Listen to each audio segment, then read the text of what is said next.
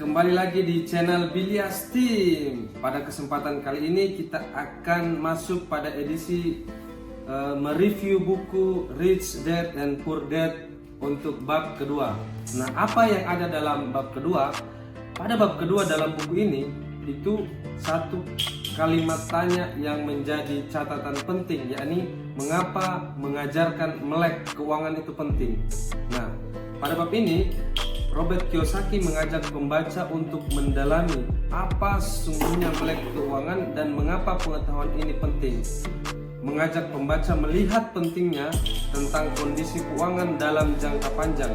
Pada halaman 51 misalnya, beliau menuliskan kebanyakan orang tidak bisa menyadari bahwa yang penting dalam hidup ini bukan berapa banyak uang yang dihasilkan, yang penting adalah berapa banyak uang yang disimpan.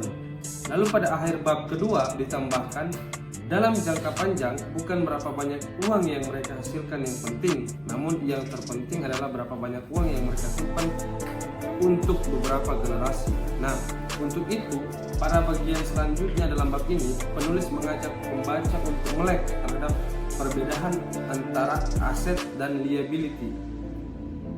Ada kutipan menarik yang membuat saya tertarik pada bab 2 buku ini, yakni tertulis orang kaya itu membangun aset, orang miskin dan kelas menengah membangun liability, tapi mereka mengira itu aset.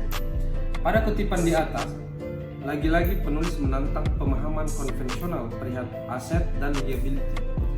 Penulis menerangkan berbagai macam studi kasus untuk membuktikan mengapa kebanyakan orang menganggap liability sebagai aset. Studi kasus ini pun diterangkan secara sederhana melalui simulasi kehidupan sehari-hari serta diagram arus kas atau kita sebut sebagai cash flow yang membedakan arus kas orang kaya dan arus kas orang miskin dan kelas menengah. Secara sederhana, penulis menggambarkan bahwa orang kaya yang terus membangun kolom aset akan menambah pemasukan terhadap kolom penghasilan mereka, sedangkan orang miskin dan kelas menengah yang membangun liability yang mereka kira aset sesungguhnya hanya akan terus keluar melalui kolom pengeluaran mereka saja. Pada halaman 65 misalnya, penulis menuliskan uang yang lebih banyak jarang bisa menyelesaikan masalah keuangan seseorang.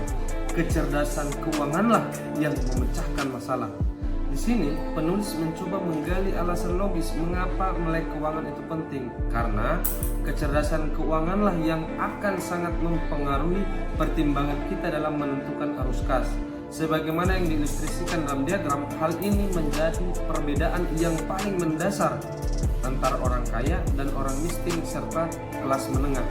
Salah satu contoh menarik dalam kehidupan sehari-hari yang beliau angkat dalam bab 2, yakni banyak masalah keuangan yang besar disebabkan oleh orang berusaha mengimbangi tetangganya.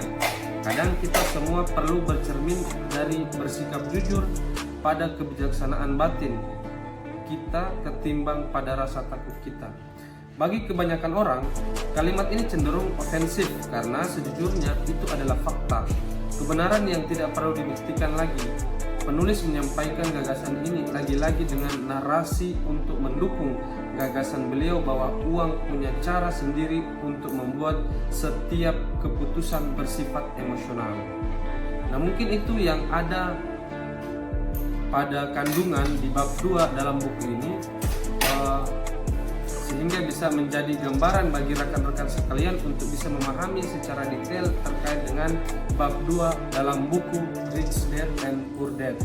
Mungkin cukup sekian, kita akan bertemu pada edisi review buku selanjutnya. Jangan lupa like, comment, and subscribe untuk terus mendukung channel Bilyas Team.